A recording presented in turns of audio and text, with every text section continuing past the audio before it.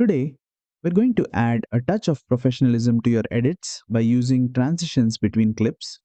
These help your scenes flow together more smoothly and can really level up the overall feel of your video. Let's get right into it. First, open your project and make sure you've got at least two video clips added to your timeline.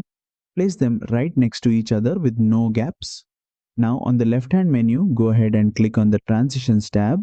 Here, you'll find a variety of transition styles like Crossfade, which gently blends clips together, or Slide, which moves one clip off screen while the next one slides in. You'll also find options like Fade to Black, Circle Wipe, and more. When you see one you like, just drag it and drop it between two clips on your timeline.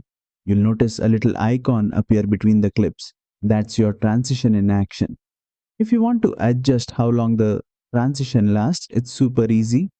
Click on the transition icon and click on the transition button on the right side. You can see that we have a duration slider. A shorter duration means a quick transition, while a longer one gives you a more gradual effect. Now, hit play and you'll see your clips blend together with that smooth transition, perfect for intros, scene changes, or just adding that extra polish. And that's it.